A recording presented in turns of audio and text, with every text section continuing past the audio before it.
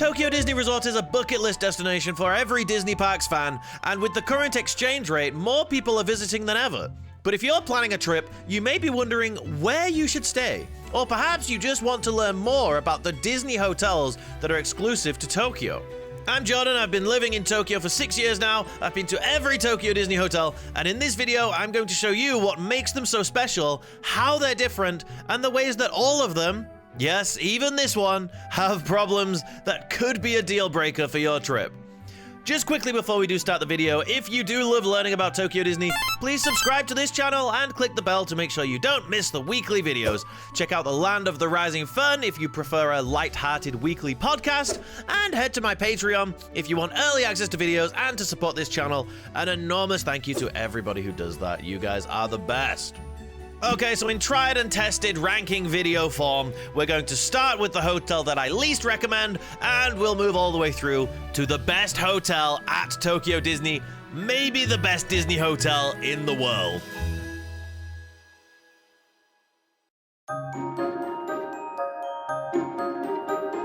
I really hate putting this one at the bottom, because when I'm there, I think it's delightful, and I think it's so charming and so much fun to be there. But there's just one big reason that I cannot recommend it over the other ones.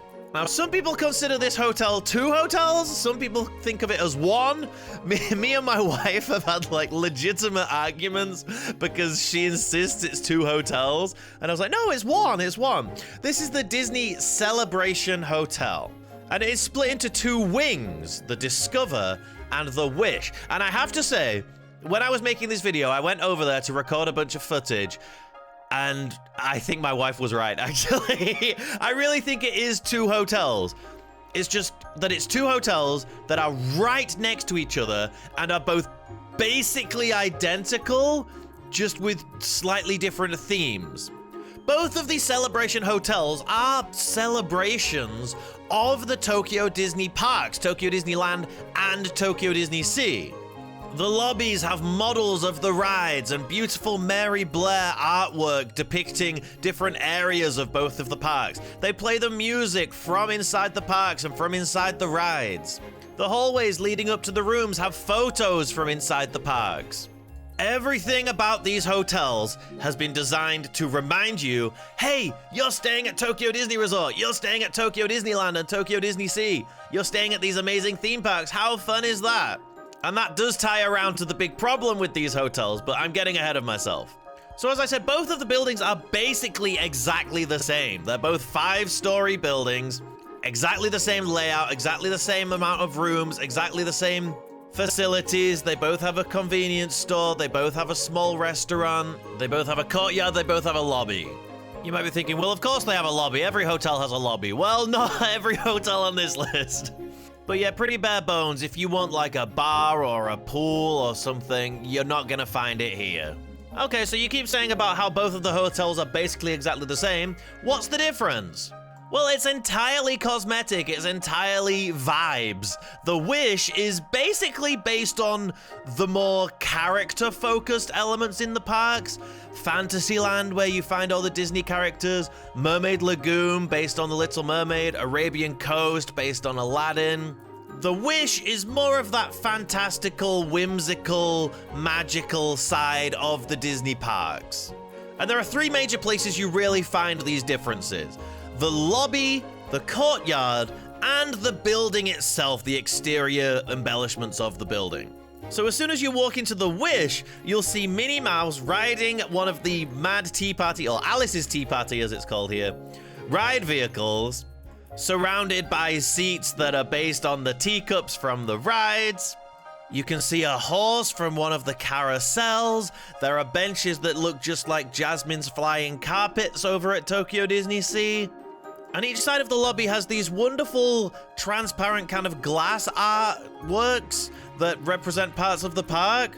I love this one with the It's a Small World facade, and I'm really proud of this shot. I just wanted to show this shot off. I thought it was really cool.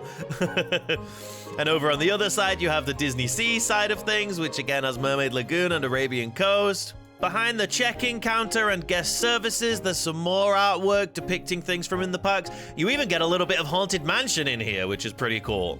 Another thing you'll quickly notice is the music in this lobby. The music is taken straight out of the parks, straight out of all of these areas. You're gonna hear Fantasyland music, you're gonna hear music from the rides in Fantasyland, Mermaid Lagoon, Arabian Coast again. It's all just giving you that feeling of you're at the parks, you're in the theme parks, even though you're in this hotel. If we hop across to the lobby in the Discover, you'll see that the Discover is much more about the adventure side of the parks. You're gonna see like Big Thunder Mountain and Western Land, Adventureland. You're gonna see Mysterious Island and Mediterranean Harbor from Tokyo DisneySea. When you walk into the Discover, you'll be greeted by Mickey boarding one of the Beaver Brothers Explorer canoes from Critter Country at Tokyo Disneyland. You can see an adventurous globe, which is just screaming DisneySea at you. There are even seats that look just like the ride vehicles from Big Thunder Mountain that you can just sit in. The glass artwork in here is also exceptional. You can see Tower of Terror, Fortress Explorations. Behind the desks here, you're going to see very similarly stylized artwork of Port Discovery, of Mediterranean Harbor, Indiana Jones Adventure, Adventureland, all that good stuff. Here you'll hear music from Journey to the Center of the Earth, Aquasphere Plaza, Adventureland. Honestly, for a nerd like me, just sitting in here and listening to the music is like worth the cost of staying there alone. But my favorite thing in both of these lobbies is that they have models of the rides. So if we go back to the Wish, you're going to see Pooh's Honey Hunt sets. You'll see the Blowfish Balloon Race ride. And then the Discover, you'll see models of Jungle Cruise, the DisneySea Transit Steamer, and Journey to the Center of the Earth. How cool is this stuff? Imagine that you've just arrived, you haven't been in the parks yet, you're checking into your hotel, and you're looking at all these cool rides that you're gonna go on soon. I think by this point, you'll probably already have your favorite of the two. It's very much going to be based on personal preference, which of these styles you prefer. If you're more excited by cute, nostalgic Disney rides, or the more adventurous, the more thrilling stuff. Perhaps the biggest difference between both of these is the courtyards. Now, they're both, again, I can't overstate, they're both basically identical buildings. It's really like they've just copy and pasted them and dressed them up differently. So whilst the courtyards are exactly the same size, they do very much differ, and they really tell the story of how these two hotels are different. So let's start with the Wish, which I think has a much better courtyard. When you step out here, everything's very open, very symmetrical. It feels like somewhere you can spend a little bit of time. In the center of this big open space, and keep in mind, this is where most of the rooms are overlooking as well, you'll see the Wishing Well, Snow White's well that you can see inside Disneyland. A copy of it is placed in the center here, which I think is absolutely perfect. What I love even more than that, though, are these topiaries that are designed based on the classic designs of the nighttime parade. And yes, at nighttime, they even light up just like the parade floats did. This area is very small, but very pleasant to spend a bit of time in. Hopping back across over to the Discover, you'll see, even though it's the same amount of space, they've made it feel more closed in. It's got one single path trail through the trees and one prop, really, which is this pirate ship that you can see through the trees. The path does lead to something that I think is quite cute. There's a treasure chest full of gold that you've discovered, and there are some tables and stools that you could sit at. The idea of hopping to the convenience store that both hotels have, grabbing a drink and sitting here and kind of soaking it all up is pretty cool. The courtyard in the Wish across the way doesn't have anywhere to sit down, no benches, no nothing. So the idea that this is somewhere that you're actually allowed to stay and you can sit down for a while does give it some points, but I just think the Wish is a more pleasant space to be in and has a bit more to offer. So I said there were three big differences between the Discover and the Wish: the lobby, the courtyard, and the other thing is the exterior of these buildings. You've probably already noticed. The Wish has this cream and white style, which I think is really inviting, really calming, quite sweet. The little decorative elements and the textured sort of wooden panels across the sides, I think add a bit of depth and a bit of texture to it to stop it from just looking like a big flat building. which I think across the way at the Discover, I think the Discover does suffer from that a little bit. These are budget hotels, and I think beige and these earthy tones can work great if you put a lot of money into the details and things, like a certain hotel we'll get to later. But when it's done on more of a budget, it can feel a bit plain, it can feel a bit dull. So the exterior of the actual building itself, I think Wish is slightly nicer to look at. And again, everything else about these hotels is basically the same. They both have a small convenience store that you can go to grab snacks, drinks, and a few little goodies and things, but nothing Tokyo Disney Resort related. They used to have gift shops in here, but now, disappointingly, they both have like a fake shop with TV screens with things you can buy on them, and then a big sign that says, sorry, you can only buy these on the app. Oh, and sorry again, you can only do it on the Japanese version of the app. So if you're coming from overseas and you want to spend a bit of time buying stuff in the hotel, you might be disappointed with that, so watch out for that one. So how about the rooms, Jordan? Well, the rooms are very basic. This is the cheapest hotel on this list, and clearly the money went into the lobbies and into the courtyards, and the rooms are fine. There's nothing wrong with them. They do have a few fun little surprises, though. I adore the artwork on the wall. Again, just drawing from the parks, reminding you that you're staying at Tokyo Disney Resort. Now, there was one thing I absolutely adored about this hotel room. One thing that I was shocked that I've never seen in any other hotel. I've stayed in theme park hotels all around the world, Disney and otherwise, and I've never seen this, and it's so simple, but it was so joyful and fun to discover. So it's time to go to bed. I'm brushing my teeth and in front of the mirror, glug, glug, glug, glug, glug, psh, psh, and then I turn off the lights and, well, just have a look at what happened. Wow. Wow. How much fun is that? How cool is that? I thought that was just great. Again, it's so simple and just adds this sense of like magic and wonder and excitement to the room. Okay, so you may be thinking, well, this all seems really, really nice. What's the big problem that you talked about?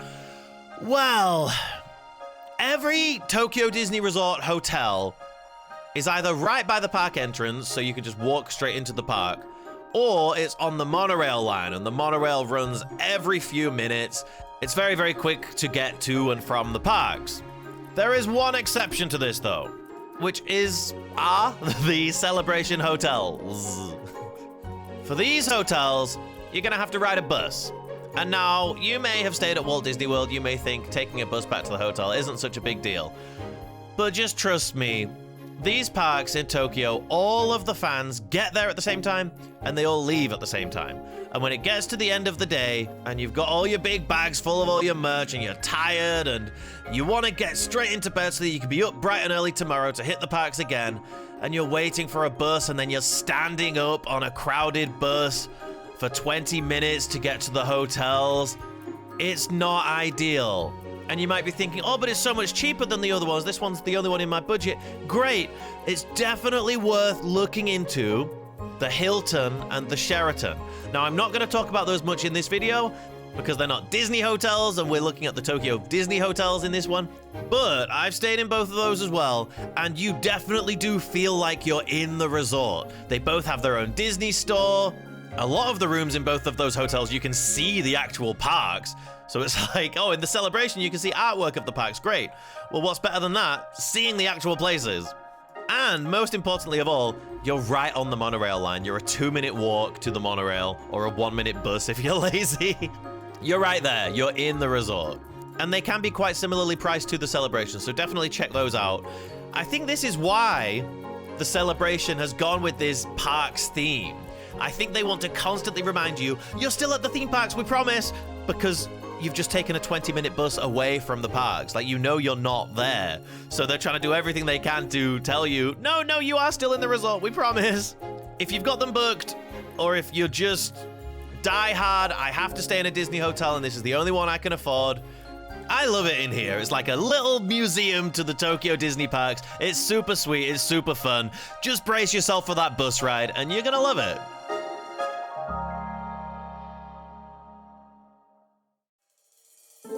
It is definitely very, very cool to be in your room and have like a bit of the parks in the room there with you. One way that you can bring a bit of your favorite theme park into your room in your house is with the Magic Candle Company. Smells have this magical power to transport us back to places, and trust me, when you light one of these candles scented to your favorite theme park ride, it just transports you straight back there. It's one of the best things as a theme park fan that I think you can buy for yourself or as a gift for someone. And you can help out this channel and get 15% discount by using the coupon code 8BIT, 8BIT, or by scanning this QR code or using the link in the description. Go check them out, light a candle, and watch some of your favorite theme park videos on YouTube. Hopefully mine. Next time you're missing the parks, and you won't regret it, trust me.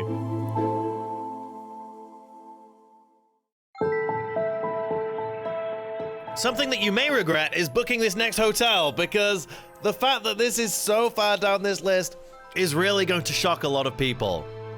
This is the newest hotel, it's the most expensive hotel, it's classed as a higher tier of hotel than any of the others, and even if all the next hotels were the same price, I'd probably still put it this low down.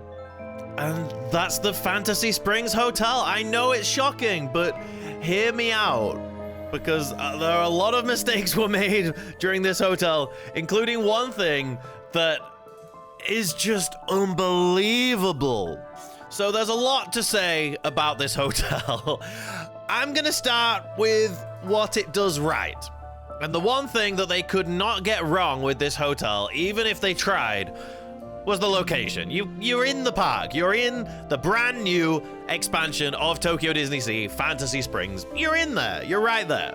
The views of the land that you get from inside the hotel and the expensive side of the hotel are very, very nice. Oh yeah, that is one thing to bring up. So this hotel is split into two wings. The Grand Chateau, which is absolutely extortionate, ridiculously expensive. And then the Fantasy Chateau, which is just regular expensive. I haven't stayed in the Grand Chateau. I have stayed in the Fantasy Chateau, so clear that up right from the get. But I know plenty of people who've stayed at the Grand Chateau, and I know the deal, and I honestly think, especially if you put the price into the equation, you can do much better at Tokyo Disney than staying in there. The other thing that's really nice about this hotel are the sculptures. Now, if you've been to Fantasy Springs or you've seen any of it, you'll probably know that a lot of it is this rock work that has Disney characters sculpted into it with kinetic fountains moving and the lighting changing all the time. And they're really, really cool. And clearly the team who did those also did some rock work for inside the hotel, like this Beauty and the Beast rock work. And also this Mickey and the Beanstalk rock work that's a little bit harder to get. It's kind of like in front of the hotel. You can't walk into this hotel unless you're staying there. You'll be met by someone with a clipboard saying, no, no, no, you can't come in. Show me your reservation. So these are things that you can only experience as a hotel guest, and they're very, very nice. I just wish the same team who did those did the rest of the hotel, because they clearly did not. Now, I stayed in this hotel during opening week. I have a whole video of a vlog and a full breakdown of the hotel from back then on this channel. But the hotel was brand new, and like I just said, you can only go in if you're staying there. So we really wanted to make the most of it. So we arrived very early, hours and hours before check-in, so that we could explore the hotel. And there's not that much to explore. And for reasons that I'll get into a second, we were kind of laughing at the place and just shocked at how did this happen. To the point that when we actually saw our room, we were really pleasantly surprised. The room was very, very nice. We did have the superior alcove room. Not every room has an alcove. And I have to say the alcove did add a lot. It added a lot of that kind of whimsy and fun factor. We also had not the worst view. We could see the monorail. We could, if you craned your neck a bit, you could see the park technically. You could see like the back of Indiana Jones and stuff. So technically a park view. Technically a park view. And you know, it is a brand new hotel, so you've got a nice new TV, you've got a good air conditioning unit. We were there in the summer, we needed the aircon, it worked great. Some of those older hotels on this list, you can't exactly say that with so much confidence. So it has all the stuff that you'd expect a new hotel to have. The best views of the park that you can get, though, are from single-handedly my favorite part of this entire hotel, which is a balcony. A balcony that any guest can go to just across from the check-in. You can walk out and just be in Fantasy Springs.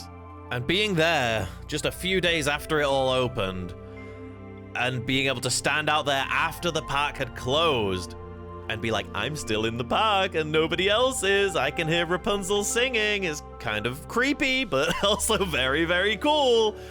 That's very special. That's very, very nice. Other hotels in this list do have great views of the park, but the fact that this is outdoors, the fact that you're like in there, you can hear the music, it feels pretty special. So I'm very, very glad that they did that. Now on to what the hotel gets wrong. It is absolutely mind-boggling that this brand new hotel in a theme park themed around the sea in a land called Springs has no pool. This is just speculation, but I think it's pretty clear that the original design of the building, there was supposed to be a pool right here. Like, the rooms are overlooking here. It's a space that's accessible to people staying in the hotel. Like, this screams outdoor pool area to me.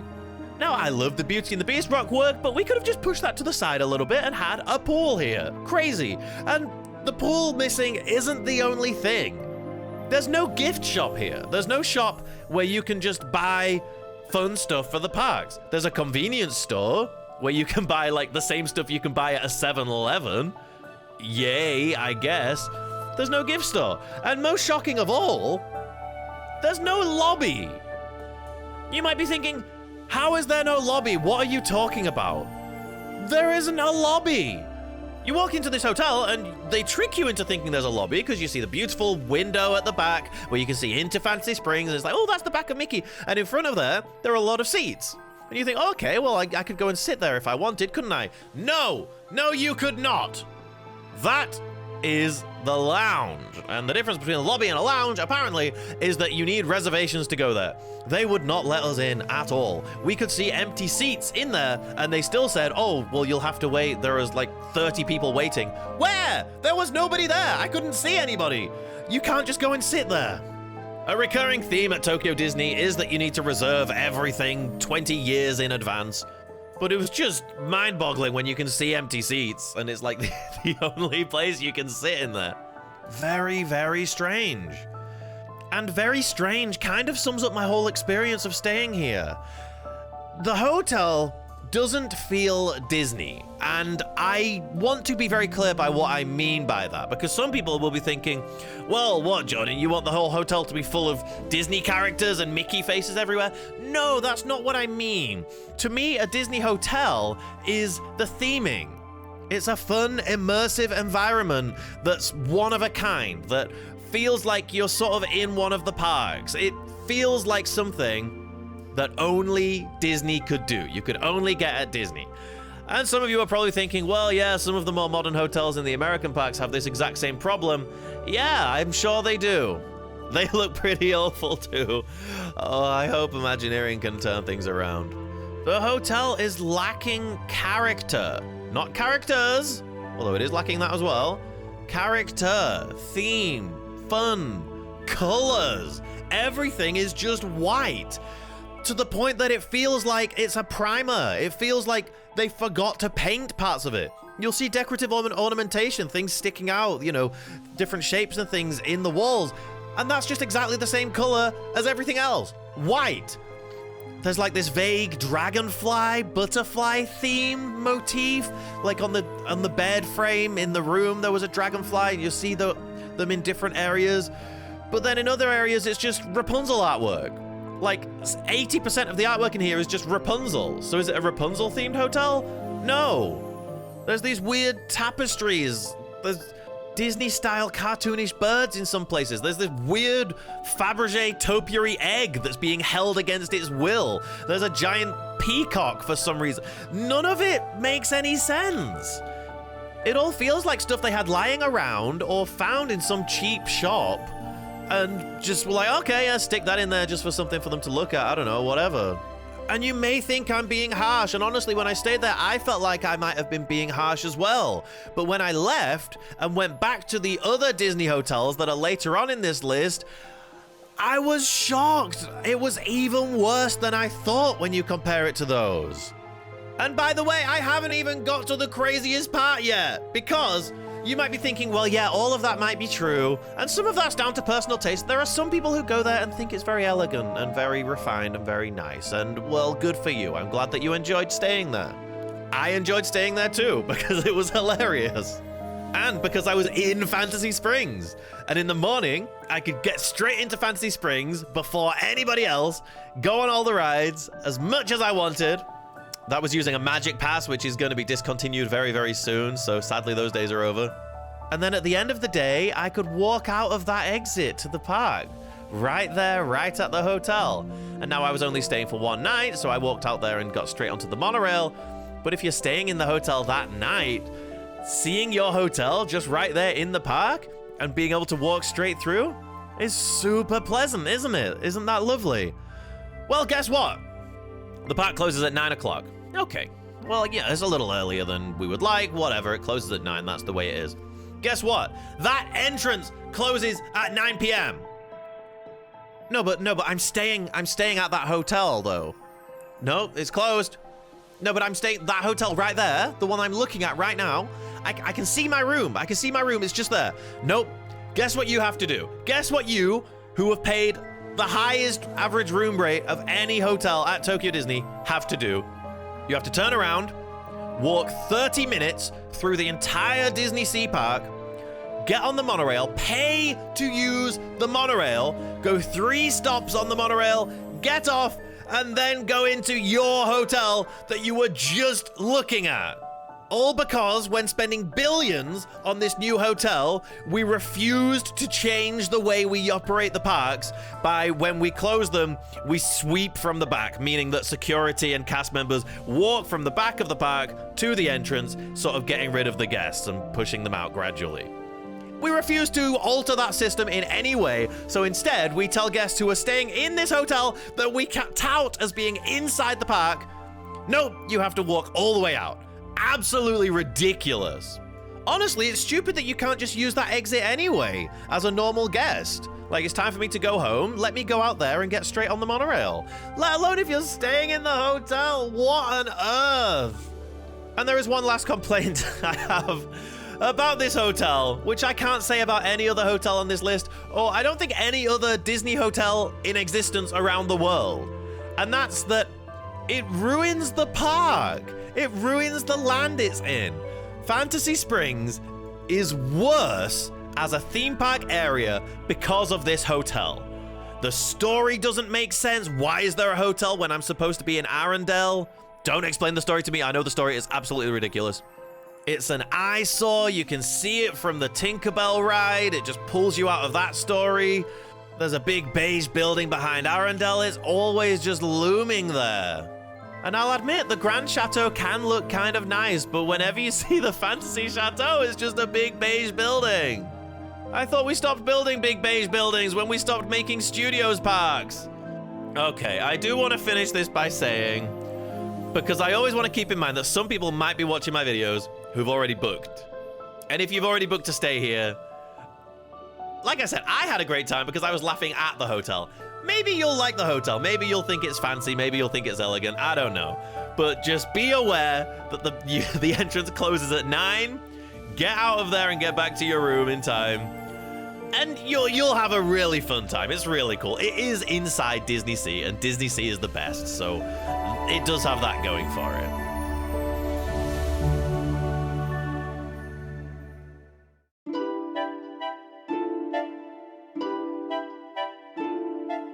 Okay, the next one on our list was actually the first ever Tokyo Disney Hotel, thus making it the oldest of all the hotels on this list.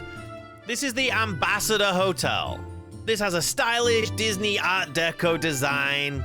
It strikes that great balance that I think Imagineering was so good at in the late 90s and early 2000s of balancing it clearly being Disney. There's Mickey stuff everywhere, but it's also kind of classy. It's also kind of nice. It's also somewhere you could take your grandparents and them say, oh no, this is nice though, isn't it? Now, the Ambassador Hotel is not in a theme park. Actually, it's not that close to the entrance of either park, but it is very, very close to the monorail station, and you can take the monorail wherever you want. There are also free shuttle buses that take you to and from the parks very, very regularly. They're super easy to use. You can rely on them very well. And if you don't mind a walk, it is like a 10-minute walk to DisneySea, a 15-minute walk to Disneyland. I'm not saying I recommend that, but some people like that kind of thing. Now, I was sort of amazed that I put Fantasy Springs Hotel below this one. And I almost switched them around, but then that thing of the lack of facilities just came into my mind, and it was like, you know, Fantasy Springs Hotel has a lounge that's really difficult to book and a restaurant that's not so difficult to book. But it's a big expensive buffet and you might not always be in the mood for that. The Ambassador Hotel has a proper gift shop, a good gift shop. It has a pool, it has a few different restaurants, it has a play area. And if none of that's enough for you, the Ambassador Hotel is basically part of Xperi. It's right there in Xperi. For those who don't know, Xperi is our downtown Disney, our Disney village. It's the shopping and restaurant area of Tokyo Disney Resort. And it has everything you need. If you want a McDonald's or a cheap meal, it has all of that. If you want a coffee in the morning from Starbucks, you can grab it in there. It has some nice little bars and restaurants as well. You've got a proper Disney store, Rainforest Cafe for those who partake. Everything you need is right there. So if that sort of stuff is important to you, if you're not going to be rushing into the parks as early as you can and going straight back to the room as late as you can every single day, this could be the hotel for you. It kind of gives you the best of both worlds because it's cheaper than the more luxurious, more stylish hotels, but it's a step up in quality from the cheaper, character-driven hotels. I think because this was the first Tokyo Disney hotel, they really wanted to make sure that you had everything you needed. And they did a great job with it. Now, I do have a deep, dark secret about this one. So, I've stayed in every hotel on this list except the Ambassador. I'm sorry. I live here and it's hard to want to spend money to stay at hotels next to the parks that I go to all the time. You know, I want to save my money for when I go to other places. However, I have spent a lot of time in the hotel walking around, so I feel like I can give some opinion. And if you want to hear about the rooms, well, I have a weekly podcast called the Land of the Rising Film Podcast that talks all about the Tokyo Disney parks. And I have a wonderful co-host. He goes by The Happy Zan on Instagram and X and all those places. He's a wonderful Tokyo Disney Parks photographer, and more importantly, he has stayed at the Ambassador. So here's what he had to say about it. The rooms are fine. They've got weird carpeting. The whole vibe, I think, is very grandma's house in the 80s. They're in weird kind of burnt orange, yellow, faded blue colors. They're not the most beautiful rooms, but they're fine. They've got TVs that need replacing. They're like 6-inch thick. I don't think they give deluxe resort. I don't know. It's a hard sell compared to the much nicer rooms at the Disneyland Hotel or the Miracosta. Witty and insightful. Thank you so much, Alex, for all that. I've definitely heard what you said before recording this part of the video. So yeah, if you can stretch your budget to the Ambassador, but you can't quite afford some of the hotels later on this list, again, I would take a look at the Hilton and Sheraton, because they are quite similar in terms of quality and the facilities that they offer. But hey, maybe you just want to stay at a Disney hotel. This is not a bad choice. Although I would double and triple check the room rates for some of the later hotels in this video, because the difference might not be as much as you think.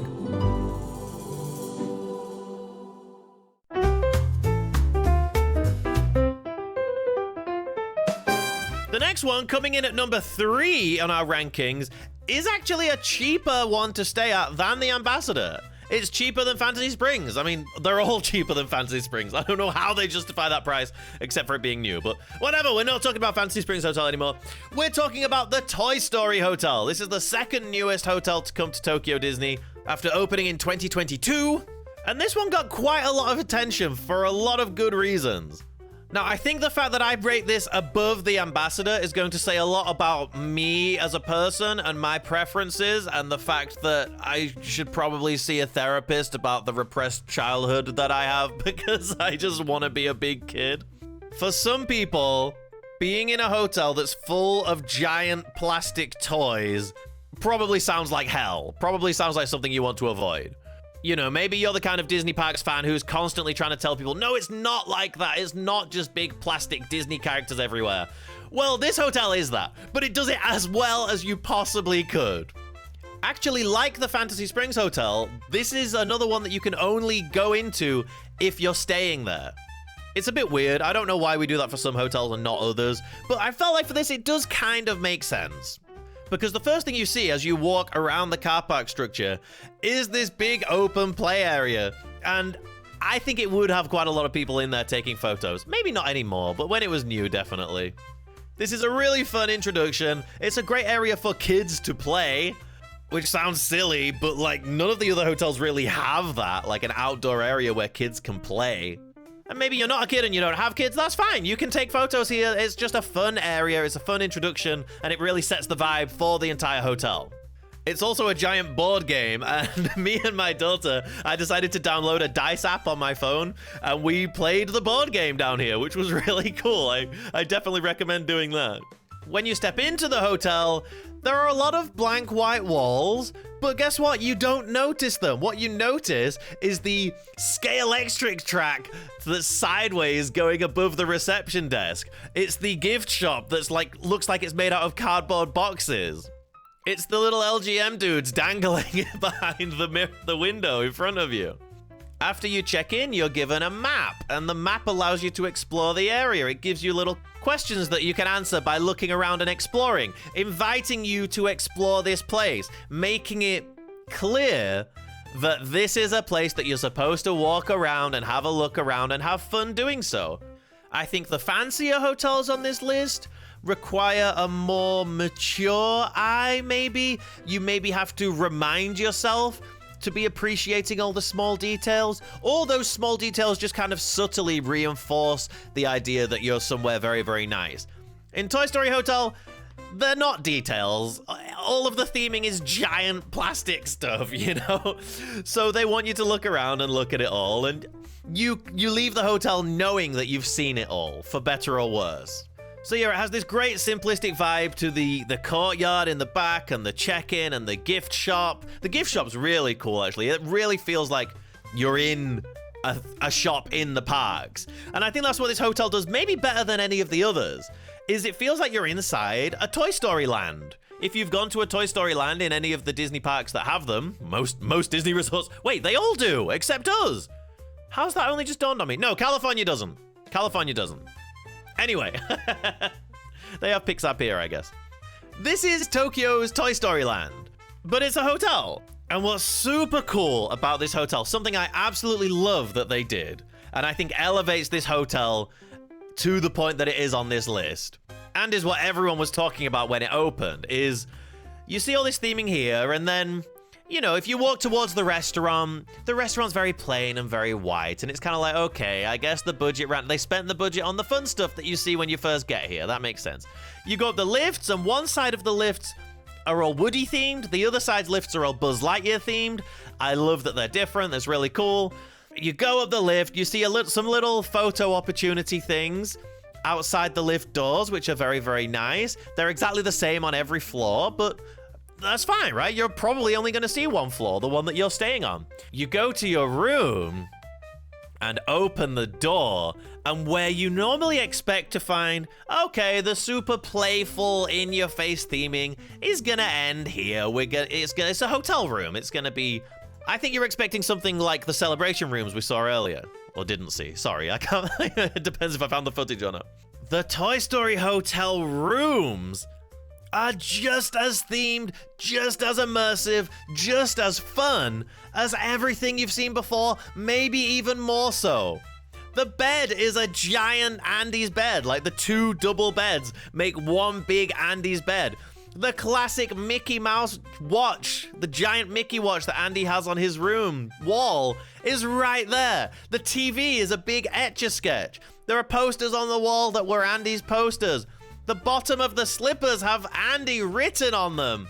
There are just so many cool things about this room that make you so excited to just be in there and make it feel so special.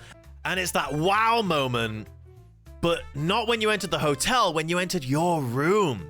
That's your room. That's where you're sleeping. That's where you're staying. That's where you can put all your stuff. I think it was an absolutely brilliant move to put so much into the rooms, to make that the place that's really special. And something else I know not everyone likes, but I really like about this hotel, all the rooms are the same. Every room is this room. It's not like, oh, but you had to pay extra for the really fun, the fun character room, right? Nope. They're all like this. If you stay at the Toy Story Hotel, you have stayed at the Toy Story Hotel. And I love that. I think it's great. One last thing I should mention about the Toy Story Hotel is the fantastic location. Again, you're right on the monorail. You're actually right across the road from the Fantasy Springs Hotel. You can't use their entrance, unfortunately. But hey, neither can they after 9 p.m., so no big loss. The monorail's right there that'll take you wherever you want to go. Highly recommend this hotel. Again, it might not be your style, and I totally get that. But I think it's tons of fun, and I'm sure if you're taking kids, they will love this place. The next two on this list, however, I think will appeal to just about anybody who's looking for a great hotel to stay at Tokyo Disney Resort.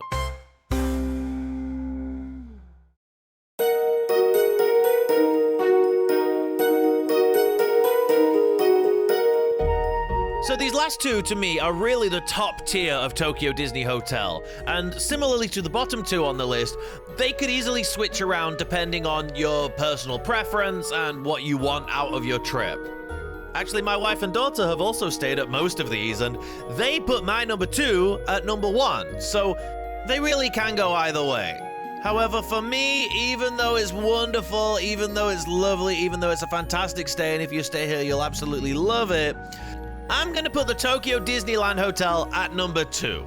Now, anyone who's been to Tokyo Disneyland in the last 16 years will be able to tell you that as soon as you leave the park at the end of the day, the first thing you'll see, well, the first thing you see is the monorail station, but right behind the monorail station is the Tokyo Disneyland Hotel. It's right there. And personally, every time I leave Tokyo Disneyland, I look up at this beautiful twinkling building and just think, oh, I wish I was staying there tonight.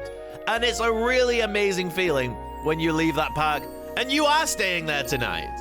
If you're going to Tokyo Disneyland, the location cannot be beat. It's right there. I know we've talked about hotels being in the park. This isn't in the park, but it's about as close as it could be. And we'll get to it in a bit, but the view from the rooms is probably better than it would be if it was in the park, if that makes any sense. Clearly, a huge aim of this hotel was to make it elegant and beautiful, but also to continue the feeling of Main Street, of World Bazaar, as it's called in Tokyo Disneyland, so that when you leave the park, it feels like a seamless transition to the hotel. And they did an absolutely fantastic job with that. I mean, as soon as you look at the thing, the fact that it's all adorned with these lights on the edges of all the buildings, just like all of Main Street that you've probably just walked through, it really lets you know that you're somewhere special. It was one of the things that was so crazy when we stayed at the Fantasy Springs Hotel when it was brand new and the most expensive one. And you look at it and it's just this kind of beige, flat building. And then you look at the Disneyland Hotel at nighttime and it's beautiful. It has a very sweet little courtyard here as well. And the fact that you're right next to the monorail station here, you're hearing the park music from the park entrance of Tokyo Disneyland. If you want to really stay absorbed in the magic of the parks, the hotel does a fantastic job of that. And that continues to when you walk into the hotel. Something that's a little strange here is that you're kind of walking in the back of the hotel, I guess. Like, if you were taking a taxi or a bus or something, it would come to the other side of the hotel, which is actually on the 3rd floor. So that when you walk into the entrance that most guests walk into, because it's where you're going to go if you come by train, if you're coming from the park, you immediately see a staircase, which is a little strange. But when you walk up those stairs, you get this beautiful reveal of this enormous lobby. Yes, Fantasy Springs Hotel lobby, like a hotel is supposed to have. And you immediately know, if you're staying here, that you've made a wonderful decision and you're going to have a great stay. It's that excellent balance that I've already talked about of something feeling prestigious and grand, but also being Disney, having that Disney magic. Everywhere you look, if you look hard enough, there's a bit of Disney in there. But again, going back to the grandparent test, like if your grouchy grandparents who aren't into Disney came here, would they like it? Yeah, they probably would, because it's also grand and elegant and just a nice place, and you can easily overlook the Disney stuff. I do love the Disney touches, though. I love the Mickey and Minnie statues. I love on the elevator shaft that they've got the characters' faces. And I really like this little Marceline house that you look around the back and it's full of different Disney characters staying there. I don't really understand it, but it's a really nice touch. Maybe my favorite detail in here, though, are these paintings behind the check-in desk of different areas of Tokyo Disneyland, but in this kind of Victorian style, as if they were real places that existed at the turn of the century. And this seems to continue some kind of unwritten lore, like backstory to World Bazaar and to the entrance plaza of Tokyo Disneyland, because the monorail station also has paintings of parts of the park. Again, to throw more shade at Fantasy Springs Hotel, you don't need the story to be explicit. You know, you don't need to write it on the website so everyone knows what your story is. But just having this kind of idea for the designers to keep things cohesive and consistent, it goes a long way, I think. Now, this hotel has a bunch of amenities as well. It's actually the best hotel in terms of what they have to offer. They have a convenience store style and a gift shop. And it's the biggest hotel gift shop by quite a bit. If you walk all the way through the gift shop, at the back of there is the Bibbidi Bobbidi Boutique. For those who don't know about that, it's somewhere that kids can go and get dressed up as a princess. At Tokyo Disney, like most things, it requires a reservation quite far in advance. So, yeah. Make sure you have a reservation before you start telling your little princess that they're gonna go there. They have a lounge, which is sort of an extension of the lobby. The Dreamers Lounge, which is a great place to grab a snack and a little drink or a cocktail or whatever you're into. There are also 2 proper restaurants downstairs where you came in from the entrance. When you're here, it feels like you're taken care of. It feels like you've got everything you need. It feels like if you were stuck in this building for some reason, I don't know, a typhoon maybe.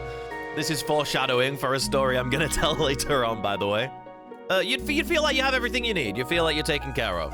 The hotel also has a small outdoor pool that you can use in the summer. It does require an additional fee, like all of the Disney hotels here do, which might push you towards the Hilton or the Sheraton, but they charge for the pools as well, and they actually charge more than the Disney hotels do. So something to keep in mind: if the pool is important to you, you may just have to cough up extra to use it. I know it's annoying, I know it's ridiculous, but that's just the way it is. So I said earlier that the view from the hotel is maybe even better than it would be if the hotel was in the park.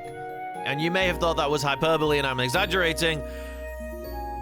You tell me what you think. Check this view out. Isn't this just spectacular? And these rooms are not as expensive as you might think. I mean, only you know your budget, but I would assume if you're traveling to Japan from abroad, you've got a little bit of cash to throw around. And it's definitely worth having a look at the park-facing rooms from the Tokyo Disneyland Hotel to see if it's within your budget, because if you like the parks enough to be 45 minutes into a video about the hotels, I suspect that's something that you would really, really enjoy, because I absolutely loved it. And honestly, I don't think I would stay at the Tokyo Disneyland Hotel unless I was getting a park-facing room. I wouldn't want to leave the park, go into this hotel, which I just said really feels like you're still in the resort, you're still in the magic, get into the room, and then look out the window and see suburban Chiba, see the trains and the cars and these factories and things. I mean, if that's your budget, that's your budget. You'll still have a wonderful time, I'm sure, but that view, it really floored me. I mean, I knew we'd be looking at the park, but what I didn't expect was how much you'd be able to see. We could see the castle, we could see Space Mountain, RIP, but there'll be a brand new one there very, very soon. Beauty and the Beast, the Haunted Mansion. You can even see DisneySea, because DisneySea is right behind Disneyland. So you can see the volcano at DisneySea, you can see Tower of Terror, you can see the SS Columbia. I was blown away by how much we could see.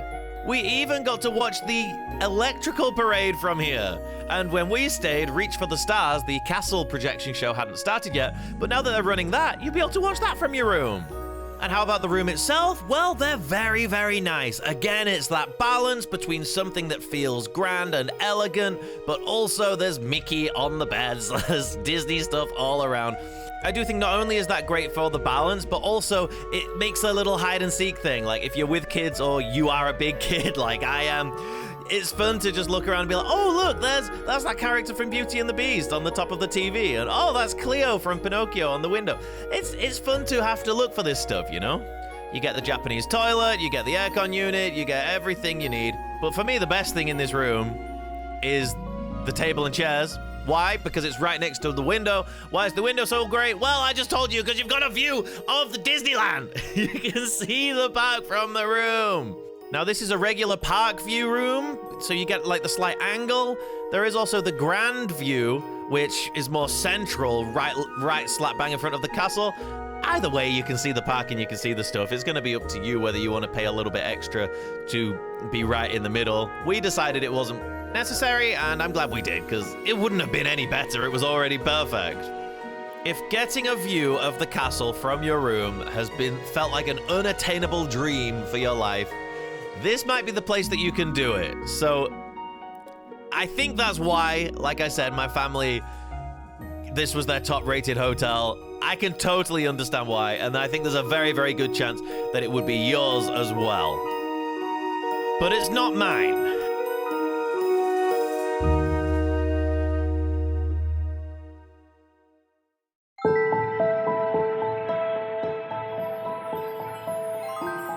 Tokyo Disneyland Hotel does an amazing job of continuing the theme and the feel of being in Tokyo Disneyland into a hotel, hence the name.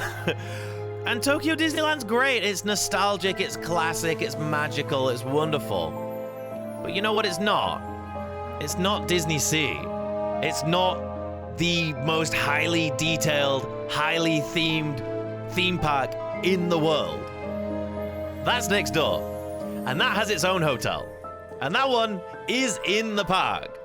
And that one also continues the theming and the storytelling and the feel of being in the park into the hotel, because you are physically inside the park. It feels seamless. It feels like you've discovered a walk-through attraction in the park. But guess what? You can sleep there and stay there. And you can wake up and be inside DisneySea. The level of detail that you expect from this jaw-dropping park continues into the hotel, maybe even more so. The level of luxury, the level of quality is just second to none.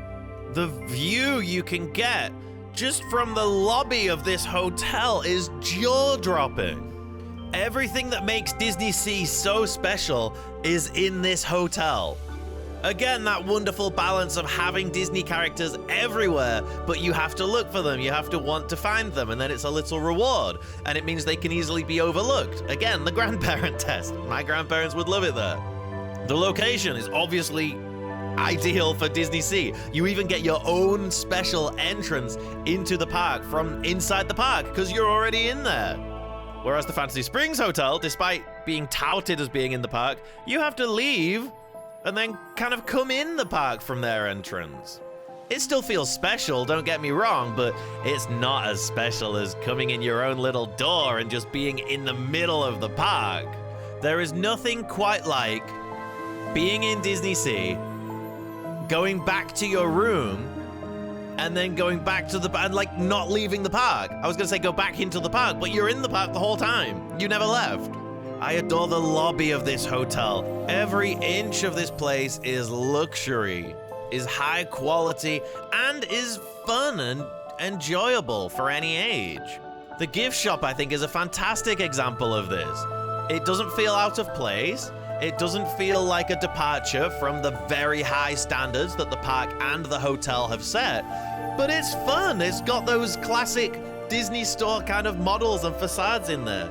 Every little bit of it, including the ceiling, the walls, behind the check-in desk, it's all themed in a way that's fun. And some of you might think, oh, this isn't the DisneySea that I know. I think some people are not really aware, or they have the blinders on. DisneySea has always been very Disney. It wasn't a case like Epcot, where they built it and they said, let's keep Disney characters out of this place. No, they always knew that's what guests want to see. The gift shop here is just like the shops in Mediterranean Harbor that are actually right underneath you as you go into this gift shop. Now, there is no convenience store here. The gift shop does sell some drinks, including a few little alcoholic drinks and some snacks that you could grab in a pinch. But that is the one big flaw with the Miracosta, because you are quite out of the way. It's not like the Ambassador or even the Disneyland Hotel, where you could walk up to Xperi and go to a number of different shops and restaurants. Miracosta, you're kind of out on your own. And I mean, Xperi is a 2-minute monorail ride away. It's not a big deal if you did want to go out there. But I don't know, let's say, for example, that you're staying at the Miracosta and there's a typhoon, and they close the theme parks, and they close the restaurants, and room service gets fully booked immediately, and you don't have any food, and you can't eat. This is what happened to me. This is what happened. My perfect, glorious stay at the Miracosta. We had a typhoon, and there was this shocking turn of events where I went to the front desk and asked them, we're hungry. What can we eat? How do we eat food? And she didn't know how to answer. I asked her again in Japanese just to see if it was a language barrier thing, but she didn't know, and I was so shocked. And I mean, this is hardly a blight on the hotel. This probably similar things were happening in other hotels, but I was just so shocked that the staff seemed so out of the water on this. This is Japan. I thought we trained people. This country is not a stranger to natural disasters, and I just expected more. I thought she would say reel off a script and know exactly what to say and say, okay, you can do this, this, and this. I said, is the shop next to the train station open? Because the monorail's still running. Can I go on the monorail and go there and buy some food? And she kind of shrugged. So that's what I did, and luckily they still had some stuff left, even though most of the shelves were empty. So that's what we ate. So that's an incredibly extreme example, but still, you can't pop out for a Starbucks like you can at the Ambassador. You can't pop to the supermarket like you can, not without hopping on a bus or a monorail anyway. Which is annoying because you don't want to leave this hotel because it's absolutely glorious. One of my favorite things here, and one thing that really sets it head and shoulders above the other hotels, is they have an outdoor pool, just like the Ambassador and the Disneyland Hotel do, but they also have an indoor pool. And again, you do have to pay to use it, but the fact that it's indoors means it's open year-round, whereas the outdoor pools at the Ambassador and Disneyland Hotel are open for like 3 months a year, because that's how we do things in Japan. All the pools just open precisely for the summer months and no longer. But even if you're a parky person and you want to maximize your time in the parks, I mean, it is hard to recommend less time in DisneySea, but I really enjoyed going into this pool area. It really felt like the pinnacle of the Miracosta experience. When I'd done this, because I've been in the Miracosta before I stayed there, you can go in and have a look around, normally, not always, so don't hold me to that, but you can go in and look around if you're not staying there. But going into the pool was like, oh, I'm in the Miracosta. And you can see the Venetian gondolas. You know that you're in the park. It's like this hidden corner that you were never allowed to go into, and now you are.